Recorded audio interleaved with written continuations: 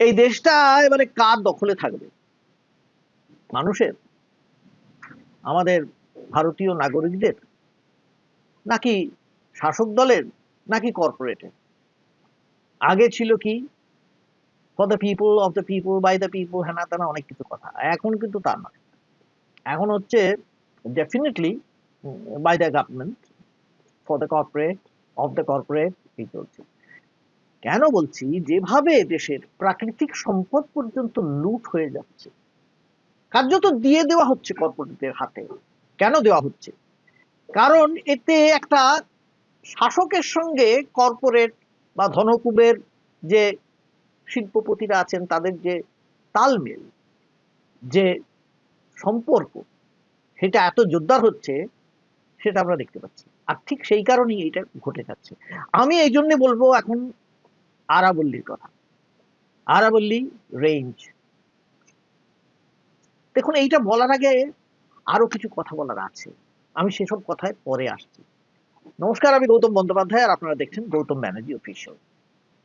যারা আমার চ্যানেল দেখছেন তাদের কাছে আমার অনুরোধ যে আমার চ্যানেলটাকে আপনারা সাবস্ক্রাইব করুন, কমেন্ট করবেন এবং শেয়ার করবেন, এবং অবশ্যই ওই যে নোটিফিকেশন আইকনটা আছে, বেলটা, সেটা অন করে দেবেন।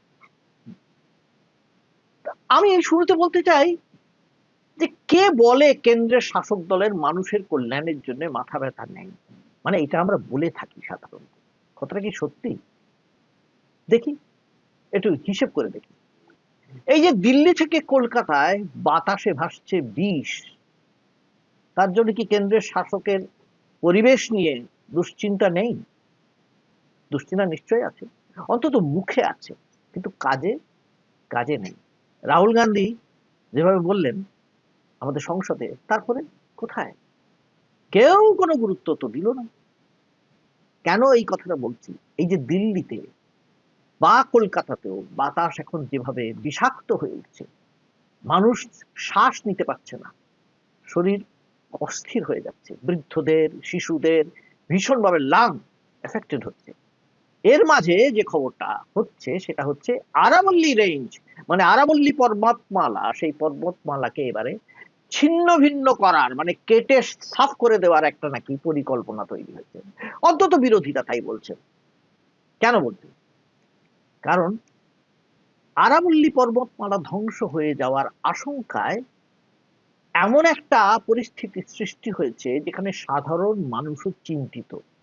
তলায় আছে খনিজ পদার্থ, আকরিক, সেগুলো তুলতে হবে, সেগুলো বিক্রি হবে, কোটি কোটি টাকার ব্যবসা হবে।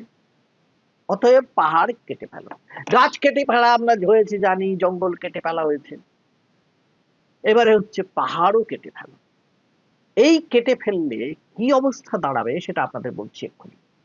কিন্তু সাধারণ মানুষ পর্যন্ত এতে এত আতঙ্কিত, সেটা যদি আপনারা দেখেন তাহলে আপনারা বুঝতে পারবেন যে কোথায় আমরা পৌঁছেছি।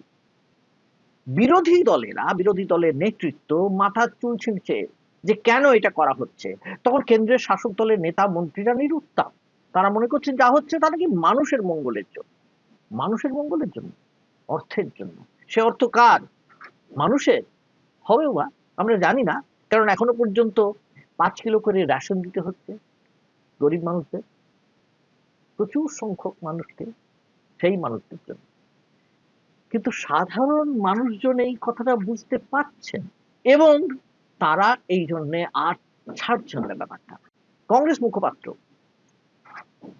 এক্স হ্যান্ডেলে এক কিশোরীর বক্তব্য পোস্ট করেছেন, আপনারাও সেটা একটু শুনেন, তারপর আসছি আরো অন্য কথায়। पहाड़ी 100 मीटर ऊपरे वेगा वाइस अरावली कहलाएगा, और 100 मीटर नीचे भले 99 मीटर भी है तो भी वह अरावली नहीं है।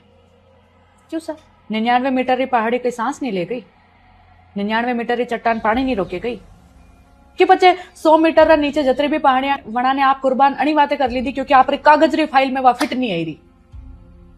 एक बात आप साफ साफ सुन लीजिए, आप जमीन नहीं छू रहे हैं, आप हमारा घर छू रहे हैं। आप इन्हें भली नियम को, भली परिभाषा को, भली विकास को, मां तो इन्हें हमलों का हंसा। ये हमला है हमारे घर पे, हमारी पहाड़ियों पे, हमारे पानी पे, हमारे रहन सहन पे, हमारे आने वाली पीढ़ियों पर हमला है। ये मतलब सीधा सीधा राजस्थान पर हमला। अरावली कोई लैंड नहीं है जो थे नक्शा पे खींच दी दी यूं। अरावली कोई नंबर नहीं है जिन्हें काट दी दो थे। अरावली जीवती है, जीवती चीजा ने नाप्यो नहीं जावे। कोई माइनिंग जोन नहीं है अरावली, विरासत है माणी, पहचान है, अस्तित्व है माणो। और एक बात, राजस्थान गुलाम नहीं है, ना कदी गुलाम रियो है, और ना कदी गुलाम वणावारी थे कोशिश भी मत करजो। ना पैसा हूं, ना कागज हूं, ना आशा एसी रा कमरा में बेन फैसला करवाऊं। आप भली मशीना लेना हो, आप भली बुलडोजर लेना हो, आप भली कानून लेना हो, आप या बात याद रखो कि अरावली रा धूलारो एक एक कण मारा पूर्वजारी कहानी केवे।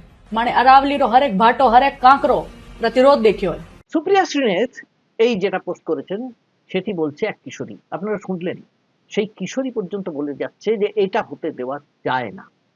কি হতে দেওয়া যায় না?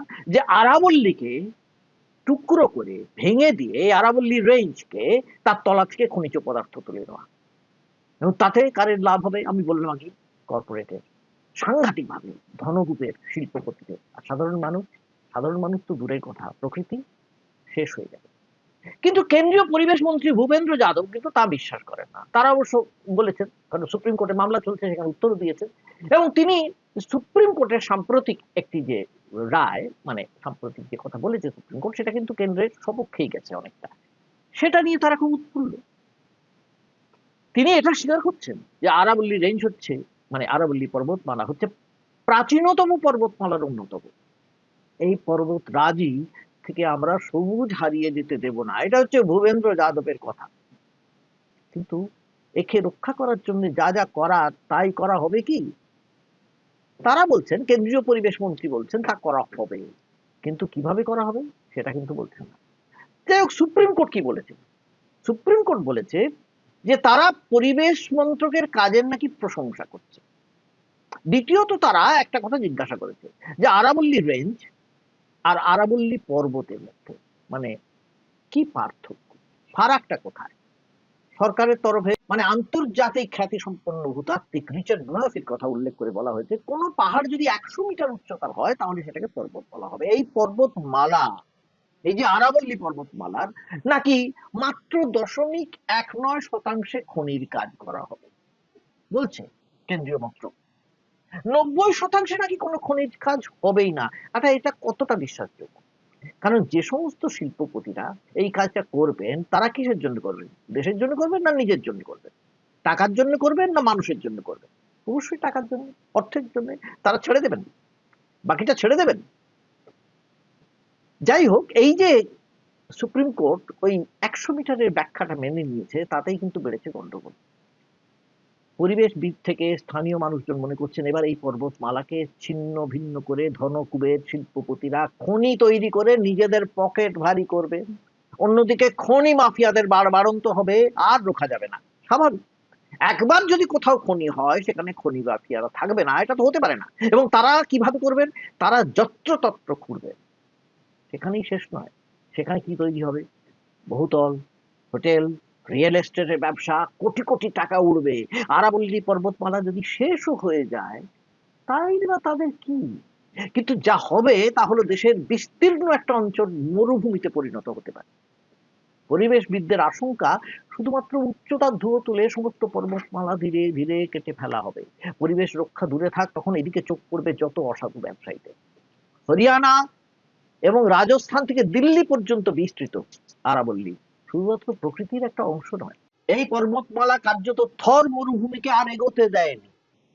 এই পর্বতমালার জন্য মাটির তলার জলস্তর বিঘ্নিত হয়নি। সবচেয়ে বড় কথা, দিল্লি এবং সন্নিহিত অঞ্চলকে বিষাক্ত বাতাস থেকে অনেকখানি রক্ষা করে এই পর্বতমালা।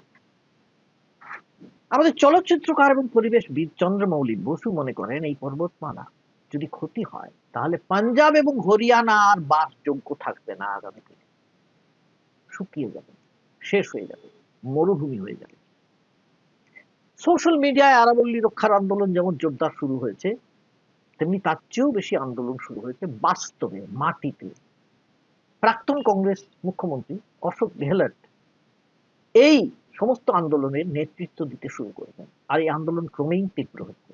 তিনি বলেছেন কেন্দ্রের এই পরিকল্পনায় আরাবল্লীর 90% ক্ষতিগ্রস্ত হবে। তিনি কি বলেছেন এবার শুনেন। अरावली को लेके जो फैसला आया सुप्रीम कोर्ट का वो दुर्भाग्यपूर्ण है,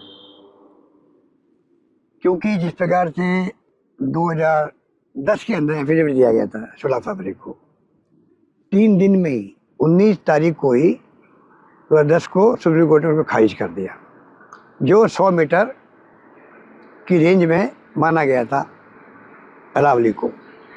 उसके बाद में क्या जरूरत पड़ी कि 2024 के अंदर उसी परिभाषा को जो खारिज हो चुकी थी सुप्रीम कोर्ट में, स्टेट गवर्नमेंट की सिफारिश पर, भाजपा की स्टेट गवर्नमेंट की सिफारिश पर केंद्र सरकार ने उसी को पैरवी के लिए सुप्रीम कोर्ट में ले गए। दुर्भाग्य से सुप्रीम कोर्ट ने उसको एक्सेप्ट कर लिया। आज हाहाकार मचा हुआ सब जगह, क्योंकि अगर अरावली नहीं बचेगी तो आप सोच सकते हो कि उसके परिणाम क्या होंगे वर्तमान पीढ़ी के लिए भी, आने वाली पीढ़ियों के लिए भी। अरावली खाली पहाड़ नहीं है, ये जीवन रेखा है राजस्थान के लिए भी, और जो अन्य प्रदेश है, चाहे गुजरात हो, चाहे वो दिल्ली हो, चाहे हरियाणा हो। इसलिए हमें सोचना पड़ेगा किस प्रकार से इस फैसले पे पुनर्विचार करने के लिए मजबूर करें सुप्रीम कोर्ट को भी। उसके लिए भारत सरकार आगे आना चाहिए। তিনি শুধু একা নন, সমাজবাদী পার্টির অখিলেশ যাদবও একই কথা বলেছেন। কিন্তু দেখা যাচ্ছে বিজেপি সরকার এই মুহূর্তে যেন তেন প্রকারেণ দেশের প্রাকৃতিক সম্পদ এক শ্রেণীর কর্পোরেট সংস্থা বা ওই যে বললাম ক্রোনি ক্যাপিটালিস্ট তাদের হাতে তুলে দিতে বদ্ধপরিকর। তাতে কিন্তু বিজেপিরও লাভ। কেন লাভ? তাতে কর্পোরেট আর ধনকুবের শিল্পপতিরা মনে প্রাণে যেমন ভালো থাকেন, আর তারা ভালো থাকলে শাসক দলকে তারা তেলে জলে তুষ্ট রাখেন। খেয়ালি রেখে এবার খোলসা করি, এ হচ্ছে উভয় পক্ষের লাভ। কর্পোরেট আর শিল্পপতি, ধনকুবের, ক্রোনি ক্যাপিটালিস্ট, তাদের দৌলতে বিজেপির কোষাগারে অর্থের বন্যা বইছে। ইলেকট্রাল বন্ড চালু নেই, কিন্তু ইলেকট্রাল ট্রাস্ট। বিজেপির কোষাগারে 24-25 অর্থবর্ষে কত জমা পড়েছে জানেন? 6,654 কোটি টাকারও বেশি, যা গত বছরের তুলনায় 68% বেশি। এর 40% এসেছে ইলেকট্রাল ট্রাস্ট থেকে। ট্রাস্ট মানে বিশ্বাস। আর অন্যদিকে তখন কংগ্রেস সে কোথায় পড়ে আছে? ওদিকে দেখলেন 6,500 কোটির বেশি, আর এখানে কংগ্রেস 522 কোটিতে টিমটিপ করছে। গত বছরের চেয়ে তাদের এই মানে টাকা আসার সম্ভাবনা এত কমছে, ইতিমধ্যে 43% কমে গিয়েছে। আচ্ছা, বিজেপিকে কারা এত টাকা দিচ্ছে? অবশ্যই শিল্পপতি আর কর্পোরেট সংস্থাগুলো। সেখানে হুড়োহুড়ি লেগেছে টাকা যোগান দেওয়ার জন্য। কে নেই সেখানে? আরে শুধু কি আদানি আর আম্বানি নাকি? না না, সেখানে আছে বহু সংস্থা, সেরাম ইনস্টিটিউট, রুংটা থেকে মালাবার গোল্ড থেকে কল্যাণ জুয়েলার্স, নাম করে যান। কোটি কোটি টাকা ঢেলে তারা পুণ্য অর্জন করছে, মানে বিজেপির আশীর্বাদ প্রাপ্ত হচ্ছে। আচ্ছা, তারা কি এমনি এমনি টাকা দিচ্ছে? কেউ বিশ্বাস করে এই কথা? হ্যালো করি মাখো তেলের জীবন এখন, তুমি কি আমার পর? অতএব এখন কড়ি ঢালা হচ্ছে, তারপরেই তেল মিলবে, খনি থেকে উঠবে প্রাকৃতিক সম্পদ, আর তার জন্য কি নজরানা দেবে না কর্পোরেট সংস্থা আর অন্যরা? বিরোধীরা এই নিয়ে খুব মাতামাতি করছে। সাধারণ মানুষ বলছেন, স্থানীয় মানুষ বলছেন, যারা ভুগছেন তারা বলছেন, যারা ভুগছেন না ভবিষ্যৎ দেখছেন তারা বলছেন। কিন্তু আমাদের দেশটা প্রথমেই বলেছি কাদের হাতে? শাসক এবং কর্পোরেট এবং ক্রোনি ক্যাপিটালিস্ট। জয় হোক তাদের। আমরা সাধারণ নাগরিক থেকে প্রজাত হয়েই গিয়েছি। আমাদের জন্য কার আর ভাবনা আছে? আমরা দুমুঠো খেতে পেলেই হলো। হুজুর যা করবেন তাই, হুজুর মা বাপ। ভালো থাকবেন সবাই, মানে অন্তত ভালো থাকার চেষ্টা করবেন। আবার আপনাদের সঙ্গে দেখা হবে পরের এপিসোডে। আমার চ্যানেলটাকে কিন্তু সাবস্ক্রাইব করতে ভুলবেন না। নমস্কার।